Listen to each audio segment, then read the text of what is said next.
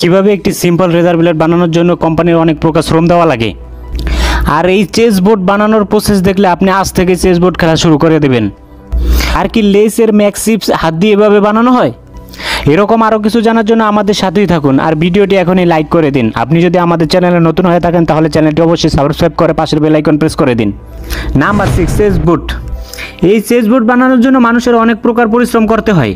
প্রথমে এই মার্বেলের টুকরা নেওয়া হয়, পরে এগুলো 32x32 সাইজ করে কাটা হয়, পরে এগুলো একটা বোর্ডের উপর বসানো হয়, এরপরে এর উপর টাইসের মতো সিমেন্ট ঢালা হয়, এরপরে এটা ফিনিশিং দিয়ে বোর্ড বানিয়ে রেডি করা হয়, এরপরে চেস বানানো হয়। তবে আপনার বিশ্বাস নাও হতে পারে এই চেস এক এক পিস হাত দিয়ে বানানো হয়। এটা এক এক মার্বেলের পিস ওয়ার্কারকে এক এক কি নিখুঁতভাবে চেসে পরিণত করা হয়। এটা বানানোর জন্য অনেক এক্সপিরিয়েন্স দরকার হয়। এটা সবসময় একই মাপের বানাতে হয়। তারপরে এই চেস সেট পরিষ্কার করা হয়, এরপরে এটা বিক্রির জন্য রেডি হয়। Number 5, less max. Less max অনেক মানুষেরই পছন্দ।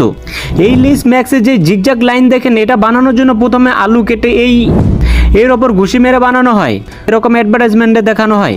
কিন্তু এটা এভাবে বানানো হয় না। আসলে এটা এক মেশিনের মাধ্যমে এভাবে ডিজাইন করা হয়।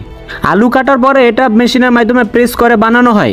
আর এটার আলু এভাবেই কাটা হয় কারণ এটা খেতে অনেক ক্রাঞ্চি এবং এটাতে অনেক মশলা থাকে, যার কারণে এটা খেতে অনেক সুস্বাদু লাগে।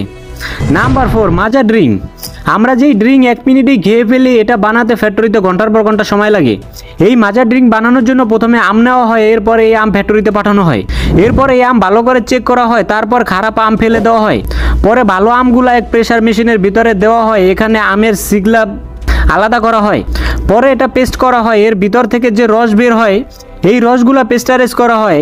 আর অন্য সাইডে সুগার সিরাপ বানানো হয়। এই সুগার সিরাপ বানানোর জন্য প্রথমে চিনি আর পানি নেওয়া হয়, পরে একসাথে মিক্স করে বয়েল করা হয়, পরে এই সুগার সিরাপ আর আমের রস একসাথে মিক্স করা হয়, এভাবে তৈরি হয় মাজা। এটা কিছু সময় ঠান্ডা হওয়ার জন্য রাখা হয়, পরে এটা প্লাস্টিকের বোতলজাত করা হয়, এরপরে এটা বিক্রির জন্য রেডি করা হয়। Number 3, tissue paper. এটা বানানোর জন্য নিউজ পেপার ব্যবহার করা হয় না, এটা বানানোর জন্য রিসাইকেল পেপার ব্যবহার করা হয়, কারণ এটা পেস্ট হয়। টিস্যু পেপার বানানোর জন্য প্রথমে রিসাইকেল পেপার পানির সাথে মিক্স করা হয় যাতে এটা ভালো করে টুকরা টুকরা হয়ে যায়। এরপরে এর ভিতরে রোলার মেশিনের মাধ্যমে অক্সিজেন দেওয়া হয়, এরপরে এই রোলার মেশিনের মাধ্যমে মিক্স করা পানির উপর এভাবে ঘুরাতে থাকে। পরে এই গলে যাওয়া কাগজের টুকরাগুলা বড় মেশিনের রোলার সাথে সাথে ঘুরতে ঘুরতে উপরে চলে আসে। পরে এই নিচে থাকা পেপারগুলা অনেকগুলা রোলার দিয়ে এর ভিতর থেকে এই পানি পরিষ্কার করা হয়। পরে এই পানি টিস্যু থেকে সরিয়ে এগুলো আবার প্রেস করা হয়। প্রেস করতে করতে আস্তে আস্তে রোল করতে থাকে। এই রোল করতে করতে এটা পাতলা ও সফট টিস্যুতে পরিণত হয়ে যায়।